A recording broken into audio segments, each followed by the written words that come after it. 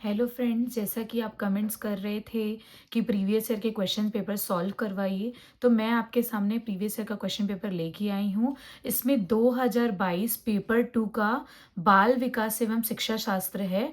मैं उसके बारे में आपको समझाऊंगी डिटेल में। जो जो ऑप्शंस दिए हुए हैं उसका एकदम डिटेल में देख ही रहे हैं आप, जैसे कि मैंने फुल डिटेल के साथ आपको एक एक चीज़ समझाई हुई है।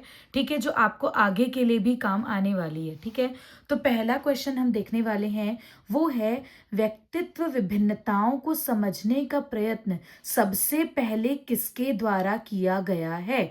ठीक है, तो व्यक्ति विभिन्नता मतलब इंडिविजुअल डिफरेंस। इंडिविजुअल डिफरेंसेस कैसे होते हैं? जैसे हम हर इंसान, चाहे आप भाई बहन हो, चाहे आपके माता पिता हो, हर कोई एक दूसरे से बिल्कुल ही विपरीत होता है, बिल्कुल एक जैसा नहीं होता है। ठीक है, तो वो किसके द्वारा दिया गया है? वो गाल्टन के द्वारा गया है। ये जो थ्योरीज हैं, ये जो सारी चीजें हैं, ये आपको एकदम याद करने वाली है कि किसके द्वारा दिया गया है। ऐसे ही और भी जो थ्योरीज हैं जिसमें हम देखते हैं, वाइगोत्स्की है, कोहलबर्ग है, पावलव है, स्किनर है, उन सबको भी आपको याद करना पड़ेगा कि वो उन्होंने किसका किसका दिया है। मैं नेक्स्ट वीडियो में उसको भी आपको समझाने वाली हूँ एक एक डिटेल में। ठीक है, उसके बाद दूसरा क्वेश्चन है, किसी बच्चे के समाजीकरण की प्रक्रिया में सामाजिक मूल्य और सामाजिक प्रतिमानों की संभावना किस पर निर्भर करती है। यहां पर बात आ रही है समाजीकरण, सोशलाइजेशन की। ठीक है, इंग्लिश में भी पढ़ लेंगे। In the process of socialisation of a child, social values and the possibility of social norms depend on what. ठीक है, जो सोशल वैल्यू है, उनके मूल्य हैं, और जो उनके प्रतिमान है वो किस पर निर्भर करते हैं एक्चुअली में।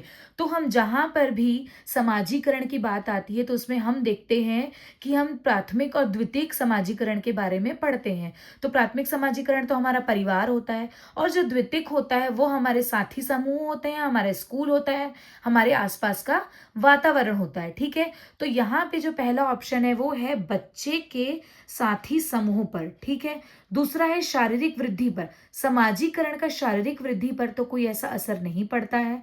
ठीक है, फिर है बच्चे के संवेग पर, ऑन चाइल्ड इमोशंस, और यहाँ पर है बच्चे के साथी समूह पर, बच्चे के व्यवहार पर।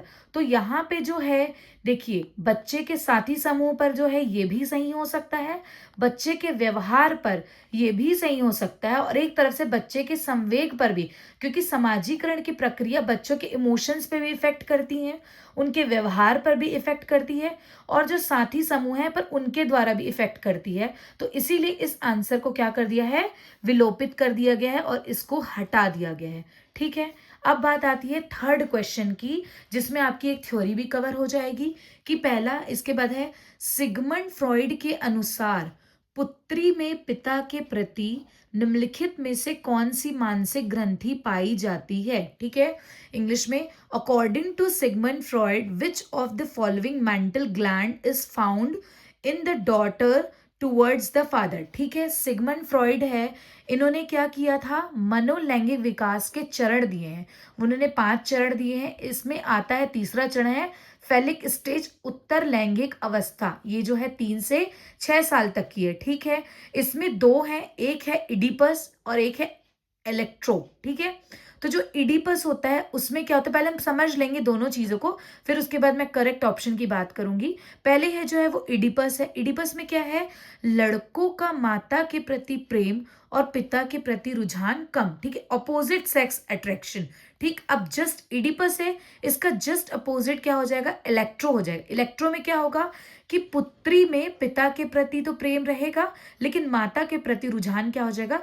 कम हो जाएगा। तो यहां पर बात हुई है पुत्री में पिता के प्रति, इसीलिए इलेक्ट्रो है। लेकिन वहीं अगर बात करेगा लड़कों का माता के प्रति, तो वो हो जाएगा इडिपस। तो इसको याद करना है, क्योंकि ये बार बार पूछे जाने वाले क्वेश्चंस में से एक है। ठीक है, और आगे मैं बात करूंगी, सिगमंड फ्रॉइड ने मन की 3 अवस्थाओं के बारे में बात किया है, कॉन्शियस, अनकॉन्शियस और सबकॉन्शियस, चेतन, अवचेतन और अचेतन। ठीक है, तो ये है। उसके बाद है व्यक्तित्व के 3 घटक, इद, ईगो और सुपर ईगो। ठीक है, इसको हम लोग डिटेल में बाद में समझेंगे, अभी सिर्फ क्वेश्चंस को सॉल्व करते जाएंगे।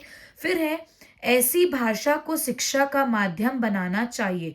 ऑप्शन पढ़ लेंगे पहले, जिस पर जनसाधारण का आधिपत्य हो, जो समृद्ध हो, जो नौकरी के लिए उपयोगी हो, जिससे अच्छा वातावरण बन सके, ठीक है? अब यहाँ पे बात हो रही है शिक्षा का माध्यम, तो शिक्षा के माध्यम के लिए हमें वातावरण की तो अभी यहाँ पे ज़रूरत नहीं है कि वातावरण बने, कि हम कुछ बात कर रहे हैं, ऐसा माध्यम हो जिससे वातावरण बन जाए। फिर है जो नौकरी के लिए उपयोगी, जो हम भाषा का इस्तेमाल कर रहे हैं, वो सिर्फ़ एक नौकरी पाने के लिए नहीं कर रहे हैं, हम अपना आगे का भी जीवन यापन करने के लिए कर रहे हैं, सोसाइटी में कैसे रहना है, किससे कैसे बात करना है, बहुत सारे फैक्टर्स इसमें इंक्लूड है, तो ये भी नहीं होगा। जो समृद्ध हो, ठीक है, समृद्ध तो ठीक है, लेकिन यहाँ पर बात आ रही है जिस पर जनसाधारण का आधिपत्य हो। अब वर्ड जो इसमें यूज कर रहा है वो बहुत एकदम टफ यूज कर रहा है, जिससे हम लोग को समझ में नहीं आ रहा। अब इसको मैं एक्सप्लेन करूंगी। जिस पर जनसाधारण का आधिपत्य हो का मतलब जिस भाषा को ज्यादातर लोग समझते हों, उसी भाषा को शिक्षा का हमको क्या बनाना है, माध्यम बनाना है, उपयोग करते हो। लेकिन जिस भाषा को ज्यादा से ज्यादा लोग उपयोग करते हो, अब जो भाषा लोगों को आती ही नहीं हो, लोगों को समझ में ही नहीं आएगी, अगर हम उसको शिक्षा का माध्यम लेंगे तो वो कैसे होगा। इसीलिए यहाँ पर जो आंसर होने वाला है वो है जिस पर जनसाधारण का क्या हो, आधिपत्य हो। ये 4 क्वेश्चंस पूरे हो गए, ठीक है। अब इसके बाद क्वेश्चन आता है पांचवा है विशिष्ट आवश्यकता वाले बच्चों के अध्ययन हेतु कौन सी व्यूहिक रचना उपयुक्त होगी। अब यहाँ पर बात हो रही है विशिष्ट आवश्यकता वाले बच्चे।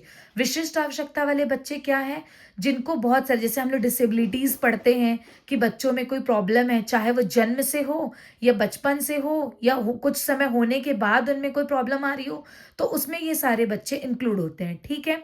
अब बोल रहा है ज्यादा से ज्यादा बच्चों को कक्षा में चर्चा हेतु सम्मिलित करना, पहला। दूसरा है अध्यापक द्वारा निर्देशन, ठीक है।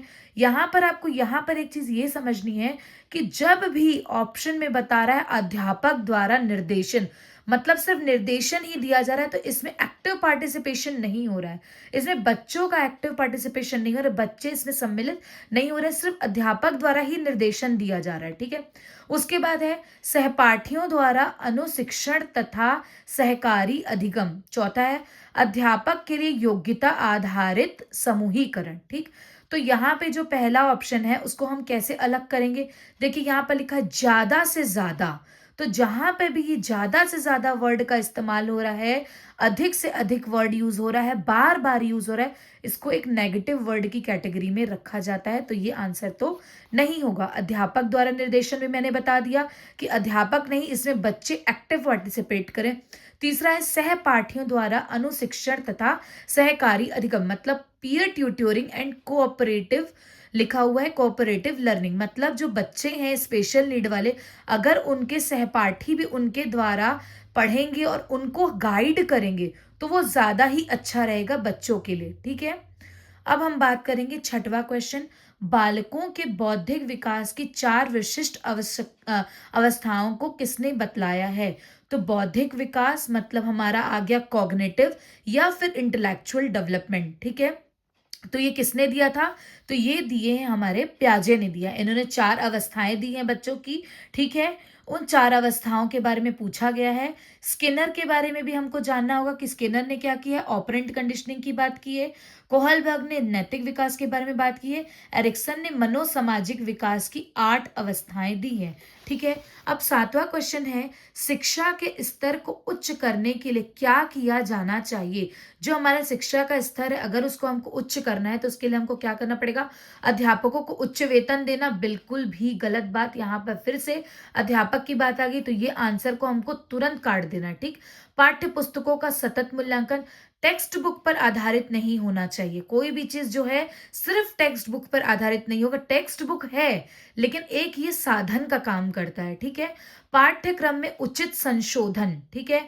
फिर है छात्रों का सतत मूल्यांकन। सतत मूल्यांकन मतलब जो बच्चे हमारे पढ़ाई कर रहे हैं तो साल भर हमने उनको क्या करना है, ऑब्जर्व करना है। सिर्फ एक बार एग्जाम ले लेना, 2 बार एग्जाम ले लेने से नहीं, हमको कॉन्टिन्यूस इवेल्युएशन ऑफ स्टूडेंट, मतलब हमको सतत बीच बीच में बच्चों को किसी न किसी छोटी छोटी टेस्ट के माध्यम से, क्लास में ओरल क्वेश्चंस के माध्यम से, बहुत से ऐसे क्लास में हमारी एक्टिविटीज होती हैं उसके माध्यम से छात्रों का हम सतत मूल्यांकन कर सकते हैं, ठीक है। फिर आ रहा है शिशु के जन्म के कुछ समय बाद ही यह निश्चित किया जा सकता है कि भविष्य में उसका स्थान क्या है, यह परिभाषा किसकी है। तो ये परिभाषा एडलर द्वारा दी गई है।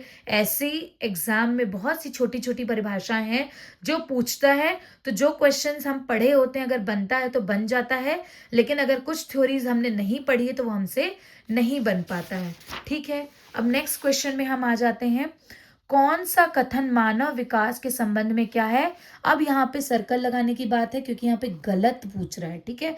तो जब भी क्वेश्चन पेपर हमारे सामने आएगा तो जहां पे भी ये वर्ड आएगा हमको पहले सर्कल करना है, ठीक है, क्योंकि इसी से ही गड़बड़ी होना शुरू हो जाती। जहां नहीं, गलत, मतलब अलग अलग चीजों के बारे में बोल रहा है, रॉन्ग बोल रहा है, वहां पे तुरंत हमको उसको सर्कल लगा के आगे समझना है। अब यहाँ पे किसकी बात हो रही है, मानव के विकास के बारे में बात हो रही है, ठीक है।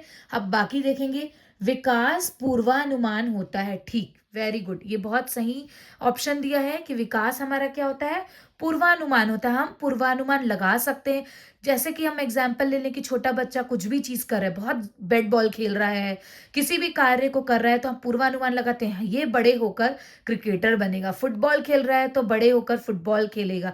पेंटिंग बहुत अच्छी करता है तो हम बोलेंगे बड़े होकर आर्टिस्ट बनेगा। तो ऐसे हम विकास का पूर्वानुमान लगा सकते हैं, ठीक है। प्रशिक्षण और अधिगम, ठीक है, तो ह्यूमन डेवलपमेंट ट्रेनिंग और लर्निंग से ही होता है, ठीक है। ह्यूमन डेवलपमेंट में हमारी ट्रेनिंग और लर्निंग इंक्लूड होती है। उसके बाद है विकास सामान्य से विशिष्ट की ओर चलता है, जनरल टू स्पेसिफिक, कि अगर इसमें ये बोला होता कि विशिष्ट से सामान्य की ओर जाता है तो ये आंसर गलत होता, लेकिन यहाँ पे सामान्य से विशिष्ट की ओर बोला है। किसी भी चीज को हमको सीखने के लिए छोटे छोटे टुकड़ों में बांटकर उसके बाद हम उसको बड़े टुकड़ों में लेकर जाते हैं, या हम बच्चों को एग्जाम्पल देंगे, किसी चीज के द्वारा समझाएंगे, उसके बाद हम किसी परिभाषा में आएंगे, ये वही चीज है, ठीक है। उसके बाद शक्ति और गति, पावर एंड स्पीड, ऐसी कोई भी बात इसमें नहीं की गई है, ठीक।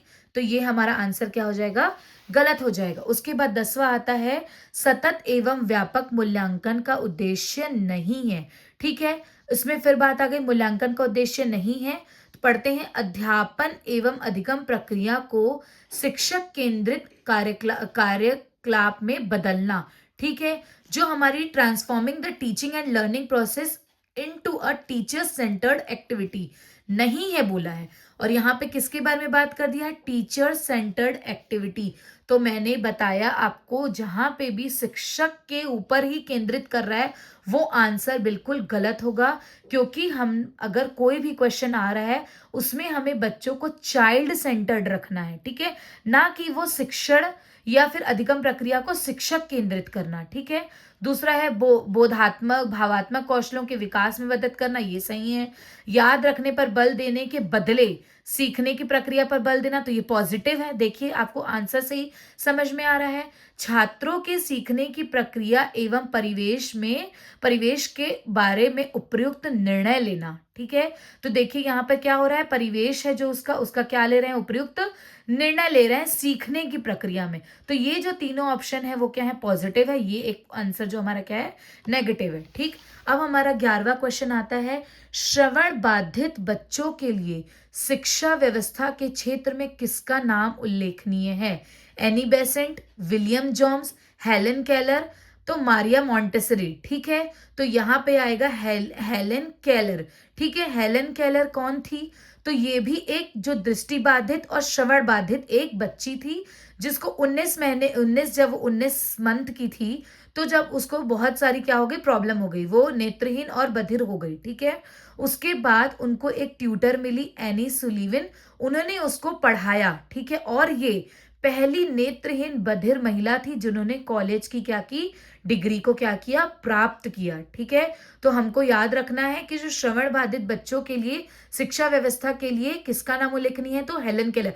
और इसी जगह में क्वेश्चन एक और पूछा गया था सीजीटेट 2024 में कि हेलन केलर की जो ट्यूटर थी उसका नाम क्या था, तो वो है एनी सुलिवन। तो दोनों ही बहुत अपने अपने जगह क्या है, इंपॉर्टेंट है, ठीक। 12वां क्वेश्चन है, अधिगम अनुभव के कारण हमारे मौलिक व्यवहार में संशोधन है। अधिगम की यह परिभाषा निम्नलिखित में किसने दी है? तो किसने दी है? काल्विन। फिर से परिभाषा आ गई, तो ऐसे ही परिभाषाएं आते रहेंगी। तो हमको जो परिभाषा हमको समझ में आती है, हमने पढ़ी है, वो तो बन जाएगी, लेकिन जो हमने नहीं पढ़ी है वो हमसे नहीं बनेगी। तो हमको याद करना है जो भी प्रीवियस ईयर क्वेश्चन में परिभाषाएं आ रही हैं। 13वां क्वेश्चन है, बालकों में अधिकतम अधिगम प्रयास हेतु कौन सा कारक आवश्यक है? ठीक है, कक्ष में कार्य की अधिकता। तो यहाँ पे देखिए, जो बच्चों में अधिगम में प्रयास है तो कौन सा कारक आवश्यक है? तो बच्चों को बहुत ज्यादा क्लास बुक में ओवरलोड, देखिए इंग्लिश में भी पढ़ेंगे तो देखिए क्या लिखा है, overload of work in the class में। बच्चों को क्लास में बहुत सारा काम दे दिया हमने, ये बिल्कुल भी लर्निंग के लिए सही नहीं है कि बहुत ज्यादा काम दे दिया। गृह कार्य की अधिकता, बहुत ज्यादा होमवर्क दे देना। लेखन कार्य की अधिकता, ये देखिए हमको ऑप्शन को पढ़ने में ही समझ में आ रहा है कि ये नेगेटिव है, तो इसको तो हमको साफ हटा देना है। उसके बाद है अध्ययन के प्रति व्यक्तित्व रुचि। बच्चों का जब तक इंटरेस्ट नहीं होगा वो लर्निंग कैसे होगी? जब भी हम देखते हैं बच्चे अगर लर्निंग में इंटरेस्ट नहीं दिखाएंगे तो वो नहीं पढ़ पाएंगे। ठीक है, तो बच्चों की जो रुचि है, पर्सनल इंटरेस्ट है, वो बहुत ज्यादा इंपॉर्टेंट है। 14वां नंबर है, क्रिया की सफलता में संतोष एवं असफलता से असंतोष होता है। यह थॉर्नडाइक के किस नियम को बतलाता है? यहाँ पे थॉर्नडाइक के बारे में बात की गई है।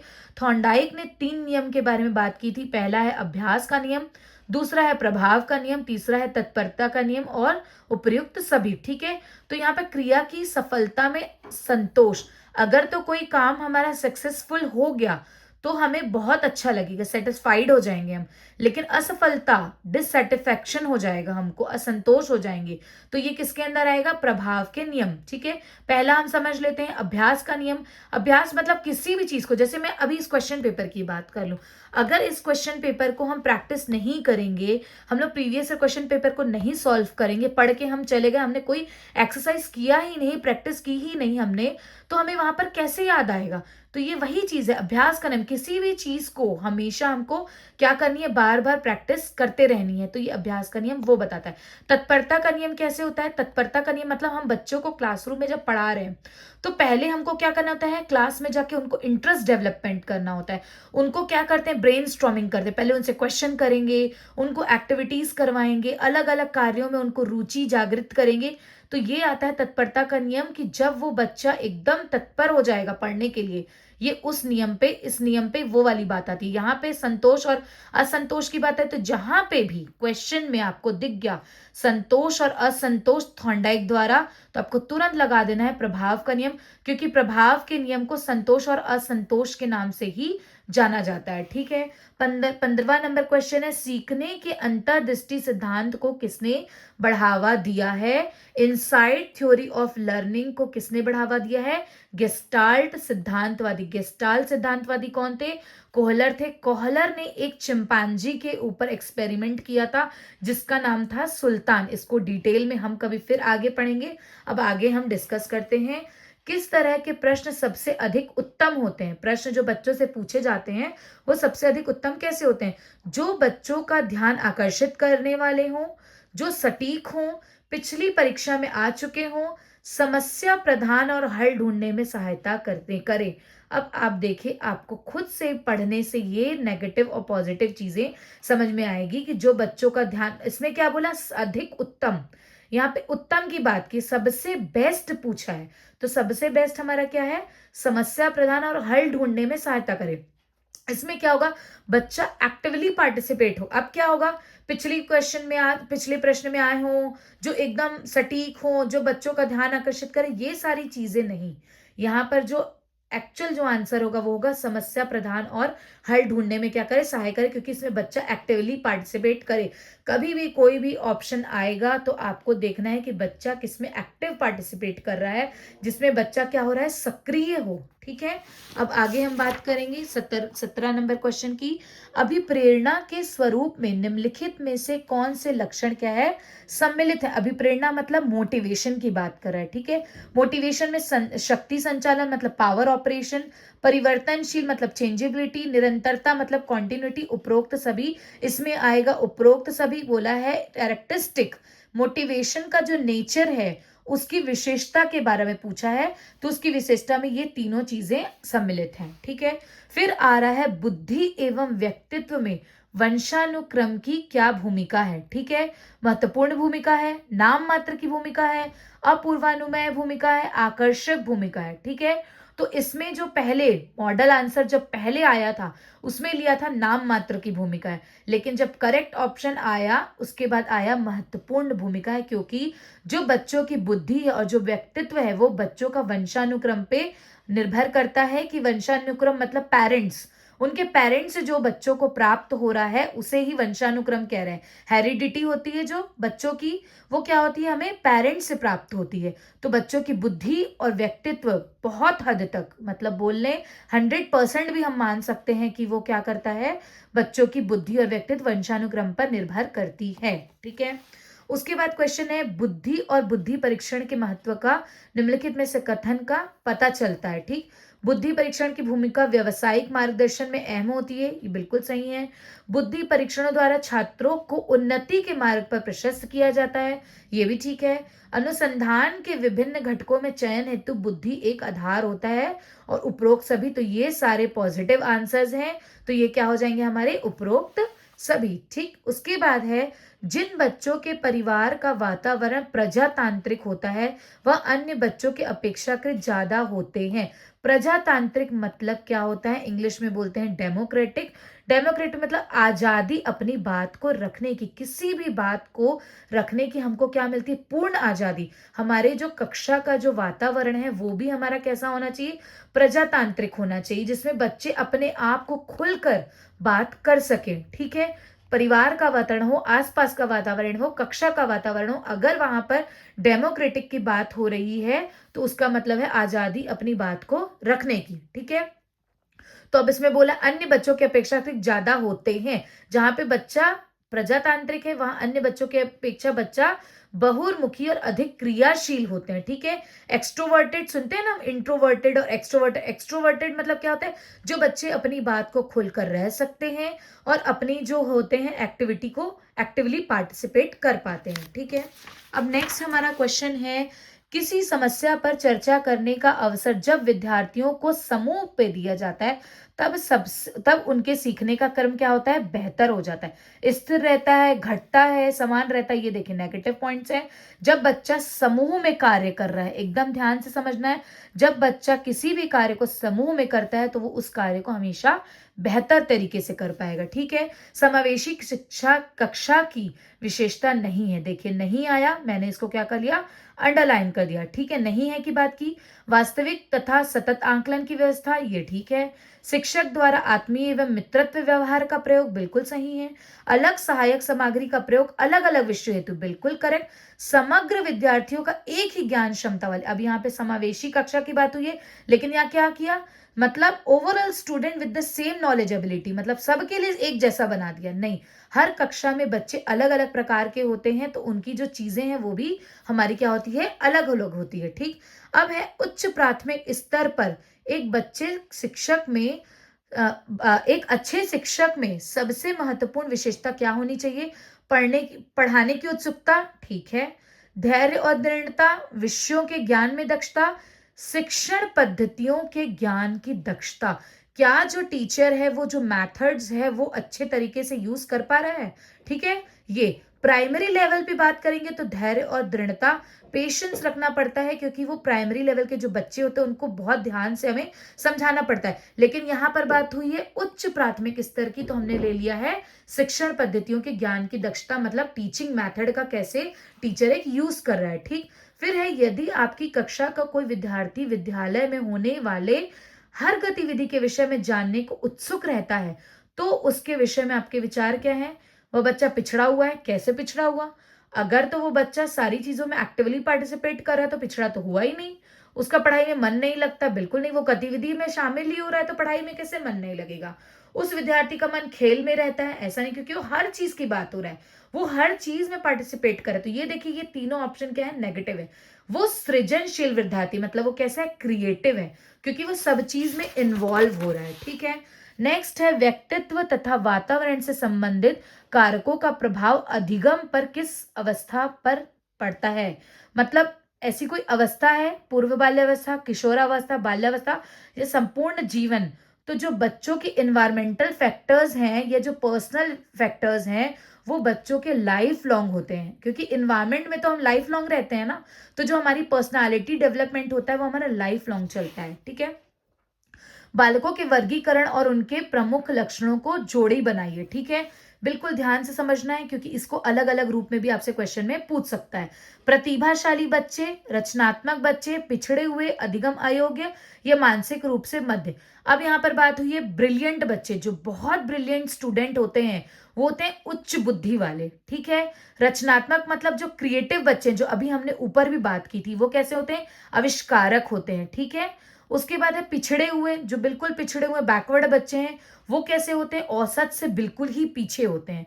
अधिगम अयोग्य जो बच्चे होते हैं वो कैसे होते हैं, तो वो समस्यावाद होते हैं। उसके बाद मानसिक रूप से जो बंद होते हैं वो बिल्कुल निम्न बुद्धि वाले होते हैं। ठीक है, तो ये आपको बिल्कुल याद करना है और बिल्कुल इंपॉर्टेंट क्वेश्चन है जो हर बार पूछा जाता है। मूल प्रवृत्तियों की संख्या संवेग के संबंध में कितनी है, तो ये किसके द्वारा दिया गया था मूल प्रवृत्तियां, ये विलियम मैकडूगल के द्वारा दिया गया था। उसमें 4 मूल प्रवृत्तियां हैं। ठीक है, मूल प्रवृत्तियां कैसे, पलायन दे दिया हो या भागना दे दिया हो तो उसका संवेग क्या है, भय से। ठीक है, ऐसे भी अलग अलग पूछ सकता है। उसके बाद क्वेश्चन 28 है, छात्र को क्या और कितना पढ़ाया जाए इस बात का निर्णय अध्यापक करता है, यह शिक्षा के किस सिद्धांत के अंतर्गत आएगा।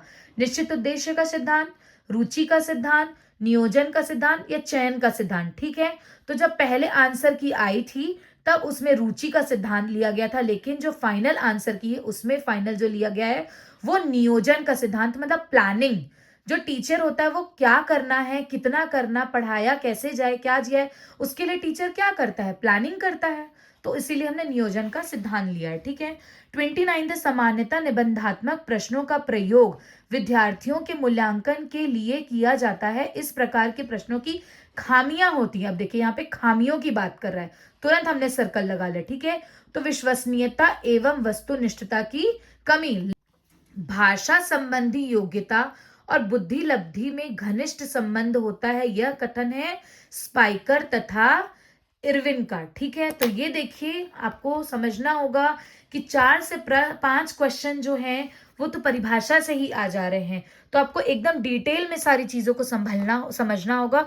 और अगर आपको ये वीडियो पसंद आई है तो आप मुझे कमेंट बॉक्स में बताएंगे, तो मैं और ऐसे प्रीवियस ईयर के क्वेश्चन पेपर आपके सामने फुल डिटेल के साथ लेकर आऊंगी। ठीक है, तो अगर मेरी वीडियो पसंद आ रही तो ज़्यादा से ज़्यादा लाइक करिए और अपने दोस्तों में शेयर करिए, तो मैं ऐसे और वीडियो आपके सामने लेकर आऊंगी विथ डिटेल, ताकि आपको रिवीजन में हेल्प मिले। Thank you.